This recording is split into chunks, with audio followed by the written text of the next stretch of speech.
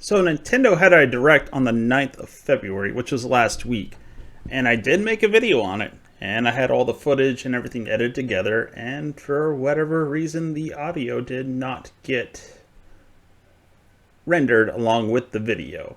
So here I am, just sort of almost just left it alone and just deleted the video, but you know what, I'm going to re-upload it with new audio, because I'm going to stand by it as a form of me putting out something, especially with a Nintendo Direct. So this is going to be a bit of a challenge because I only vaguely remember what I said. So let's start with the first clip that they showed right off the bat, which is another Fire Emblem game, which takes place in the same universe as Three Houses, which I'm pretty sure it's just a direct sequel. But for me, it's just sort of like another Fire Emblem game. I haven't even gotten through Three Houses, so I'm not particularly caring for this one. And I sort of wonder if it's more like the Hyrule Warriors games. Next is an update to the Advance War Reboot Camp, which includes both 1 and 2, and they've added voice acting and some other new features to it. I never played the first one, so I'm definitely looking forward to playing these. I do like strategy games.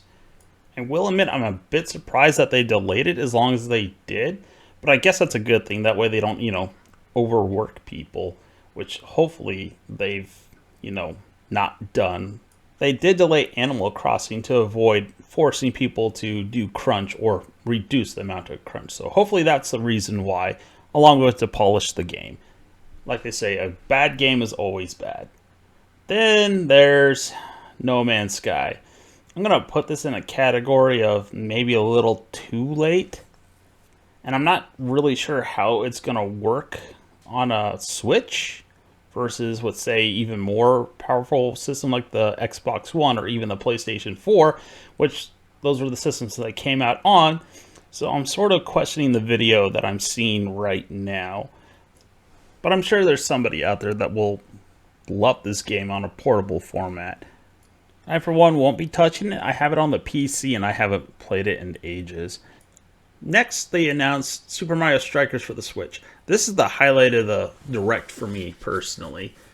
I definitely like the Nintendo sports games that they put out. They have a tendency to be, actually fun, unlike real sports games.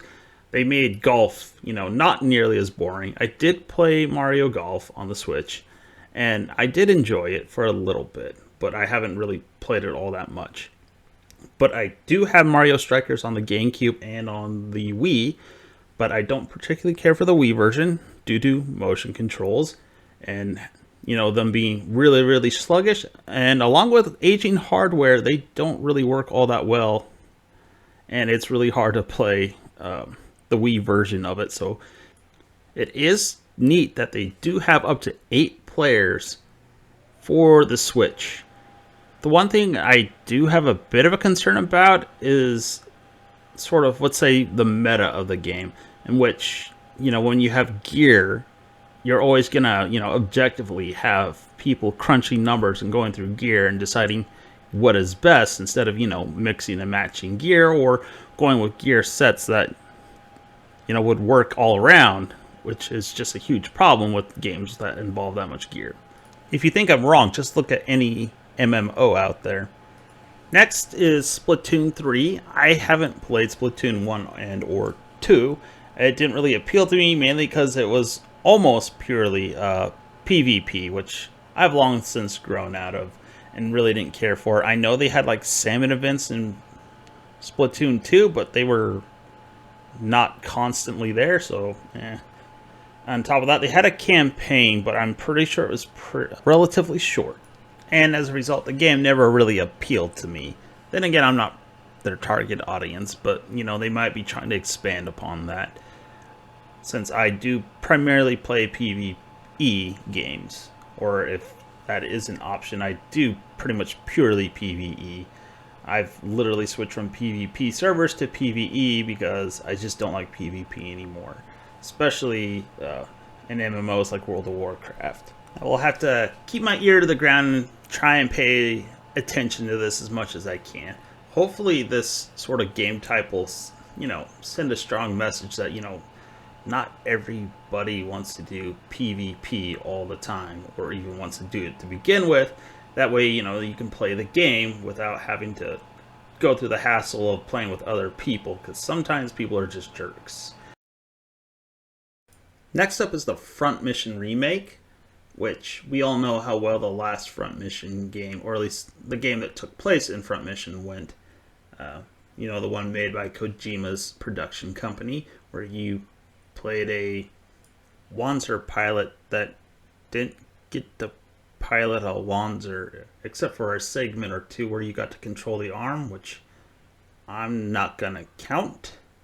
So I might pick this up because I never played Front Mission before, and I do like tactical based RPGs. Basically, well, I mean, it is an RPG at heart. Most games are. You just don't realize it until you actually see the code. But then they announced a Disney-themed kart racing game. It looks good, I'll admit that, but I don't know how well it's going to do, and I'm kind of want to shy away from it since it's free to play, which sort of means it's going to be loaded with microtransactions, and also because it's Disney, and I don't particularly care for Disney. But if I do hear good things, I might try it. Who knows? We'll see in the future. This next segment I'm sort of going to classify as a little too late, or why are they bothering sort of section, in which they announce a bunch of games. I mean, they have some new games later on, but they're announcing Star Wars The Force Unleashed 1 and 2. I mean, I don't remember how they were received. I know the second one wasn't received as well as the first. I think the saber combat was better in the second one, though, in my opinion. But at this point, it's like, why bother? It's been out for a really, really long time. Then they announced the Chrono Cross remake. I never played this, and I wanted to when I saw the videos for it online, back when, the internet was in its infancy. Or maybe it was on G4. I can't remember which, but I'll probably definitely be picking this up since I never played it the first time. I'm reluctant to pick up anything JRPG since it's like an automatic 60 hours minimum. And that's just to get through the story. Who knows about side stuff? Anyways, the second highlight for me is the new Kirby game. Or I guess I should just call by its full title, Kirby and the Forgotten Land. I'm definitely looking forward to this game. I do appreciate that they showed actual gameplay footage and, what some of the new mechanics are doing. It's not just simply sucking up enemies and using their powers. Yes, that's still in the game. That is quintessential Kirby, and it'd be a disappointment if you didn't actually have that. But adding, abilities caused by inanimate objects is something new, and I haven't played too many of the mainline Kirbys. I bought Planet Robobot. I did like that one. There's a bunch of other ones I haven't played, but so I definitely look forward to that one. And yet again, here's another video that I'll call a little too late, which is the Kingdom Hearts series. 3, a little not, maybe just a little bit, mainly because of how long it took, to come out, but also kind of because of how disappointing 3 was. Not to mention confusing. So after Kingdom Hearts, they announced Klonoa 1 and 2, and you're probably wondering why I didn't put this in the little too late category. 1, it looks like it's definitely a remake. 2, I haven't played it before, so this is more of a personal criteria for myself, which if I've never played it, then I'm a little bit more willing to actually buy a much older game. And speaking of which, they're going to announce Portal, and I'm going to have like a little blurb in there. That's definitely in the category of a little too late. Don't get me wrong, Portal was super fun, but it's a little too late at this point. The next game they announced, Live by Live, is definitely noteworthy because it's a game that's being imported from Japan to America for the very first time, which, I should say most people are familiar with games that have never made it to the US, and hopefully this will do well. That way it'll encourage them to import games not only from Japan but other countries as well. I'll probably be picking it up. Yet again, I'm a bit hesitant because it looks like it's another JRPG. But I'll probably put my money where my mouth is, since I said I wanted to see games imported into the US from regions outside the US. So next they covered Switch Sports, basically the Switch version of Wii Sports. And I don't know. I mean, this probably would have been something that you added to the Switch when it first came out, not something you added later. Because let's face it, the Wii Sports was a tech demo. And don't get me wrong, it was fun, but I never touched it after maybe the first month or two. Maybe occasionally, I think maybe once I played tennis with some friends out of pure boredom. But including new sports isn't gonna, fix the issues with the game, mainly that of motion control. Motion controls are unreliable. I'm not sure about VR because I've never used them personally. I've had a friend say that they're pretty good, but then again, VR requires a lot of room. Next, they announced Earthbound for the Super Entertainment System Switch emulator. For me, this is sort of like, don't really care. I'm not sure how many other people will. I mean, I have it on the DS and the Super NES Classic system that they released. So I played it, and I probably won't ever play it again. So I wasted a ton of money buying it twice. Who knows? I might play it for some odd reason. Maybe at a viewer's request, I might do a review on it. We'll see in the future. Until then, I really won't bother. Then they announced a map pack that they're bringing out for Mario Kart 8 Deluxe. At first, I was sort of like, they're charging us for just a handful of maps. And then they said how many maps they're bringing, which is 48. That is a ton of maps. So yes, it's more than justified to be charging money for that, considering how much work is involved with rendering and replanning all those maps for a new set of hardware.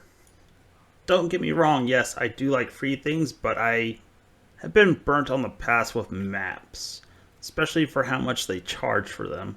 For example, Gears of War, which they definitely overcharged for some of their maps, or at least Gears of War 2 and 3. That's why I'm a little on the side when it comes to downloading maps. In this case, race courses, but it's functionally more or less the same. I personally have not played Mario Kart Deluxe in a really long time, so I probably will not be touching this. As much as I enjoyed Mario Kart, I just haven't really enjoyed it all that much to justify purchasing the map pack. Lastly, they announced another Xenoblade Chronicles game. Number 3. Considering how long it took me to complete number 2, I'm definitely not going to touch this game. What took me so long were the mercenary missions for one, having to rank up several blades in order just to do them. Don't get me wrong, this game looks pretty, but after 2, I probably will not touch a Xenoblade Chronicles game again. Especially because I didn't like Rex's voice acting. I hated Rex. I wish he would just stop talking. And I especially didn't like it when he was doing his special Pyra when they were out of sync. It drove me up the wall. This might be different. I don't know if they'll have blades at all, along with any sync moves. So we'll find out. But like I said, since it's a Japanese RPG, I probably will not touch it. There are a couple little things that I sort of skipped over.